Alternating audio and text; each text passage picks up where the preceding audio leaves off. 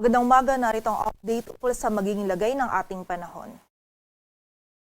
Kagabi ng alas 8, yung bagyo na minomonitor natin sa labas ng ating area of responsibility na dating si Bagyong Bising ay nag-intensify at isa ng ganap na tropical storm na may international name na Danas. Ito po ay huling namataan sa layong 480 kilometers kanluran ng Basco, Batanes. Taglay na nito ngayon yung lakas ng hangin na 75 kilometers per hour malapit sa sentro at bugso ng hangin na umaabot sa 90 kilometers per hour. Ito ay kumikilos pakanluran ng mabagal at may kita nga po natin ngayon dito sa ating satellite animation na bagamat nasa labas ito ng ating area of responsibility ay yung trough or extension nito ay magdudulot pa rin ngayong araw ng mga pag-ulan dito sa bahagi ng extreme northern Luzon. Samantala, ang southwest monsoon o habagat naman po ay patuloy pa rin nakakaapekto sa malaking bahagi ng ating bansa at magdadala pa rin ito ng mga pag-ulan lalong-lalo na dito sa kanlurang bahagi ng Luzon. So patuloy pong pag-iingat para sa ating mga kababayan sa banta pa rin ng mga pagbaha at pagguho ng lupa. Samantala, bukod po dito kay Bagyong Bising ay wala na tayong minomonitor na iba pang bagyo or low pressure area na maaaring makaapekto dito sa ating bansa.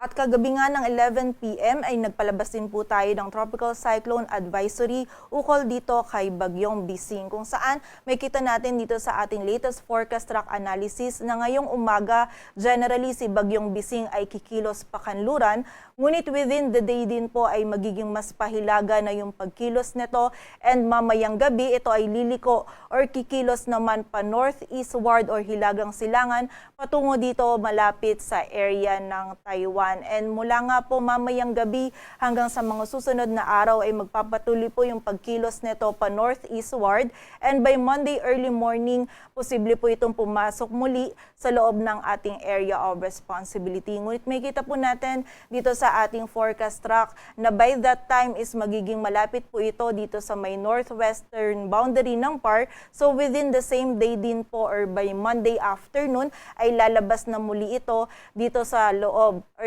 ng ating area of responsibility. And within this duration po, nakikita natin na mababa na yung tsansa na magtaas tayo ng wind signal sa anumang bahagi ng ating bansa. Ngunit babantayan pa rin natin yung mga pag-ulan na may maaaring idulot nung trough or nung extension nito dito sa bahagi ng extreme northern Luzon. So patuloy pa rin tayo magantabay sa updates na ipapalabas ng Pag-asa. At para nga sa maging lagay ng panahon ngayong araw ng Sabado, magiging maulap pa rin po yung kalangitan at hanggang sa mga malakas na pag-ulan pa rin yung posible nating maranasan dito sa bahagi ng Batanes at Babuyan Islands. Dulot po ito ng trough ni Bagyong Bising. And sa area ng Batanes, posible pa rin tayo makaranas ng 50 to 100 millimeters of rainfall during the 24-hour duration. Kaya muli po, pag-iingat pa rin para sa ating mga kababayan dyan sa banta ng mga pagbaha at pagguho ng lupa. Samantala, dito naman sa area ng Metro Manila, maging sa Ilocos Region, Cordillera Administrative Region, sa nalalabing bahagi pa po ng Cagayan Valley, maging sa bahagi din ng Central Luzon, Calabarzon at Mimaropa, magiging maulap din po yung ating kalangitan at pagsapit ng hapon at gabi ay mas tumataas din po yung tsansa ng mga pag-ulan, pagkilat at pagkulog dulot naman ng southwest monsoon o habagat. Kaya kapag tayo ay lalabas, huwag pa rin po natin kalilimutan yung mga pananggalang natin dito sa mga pag-ulan na ito. Samantala, dito naman sa area ng Bicol Region, may chance din tayo ng mga biglaang pag-ulan, pagkilat at pagkulog dulot pa rin po ito ng habagat. Agwat ng temperatura dito sa Metro Manila ay mula 25 to 32 degrees Celsius.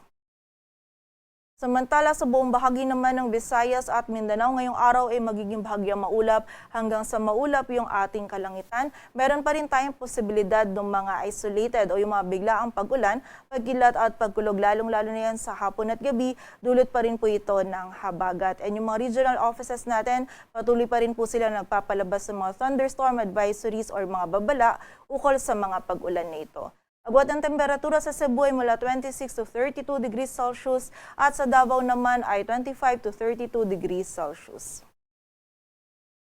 At para naman sa lagay ng dagat baybayin ng ating bansa, wala po tayong nakataas na gale warning. Ngunit iba yung pag-iingat pa rin sa mga kababayan natin na maglalayag dito sa may Hilaga at sa may kanlurang seaboards ng Northern at Central Luzon sapagkat magiging katamtaman hanggang sa maalon pa rin po yung lagay ng ating karagatan.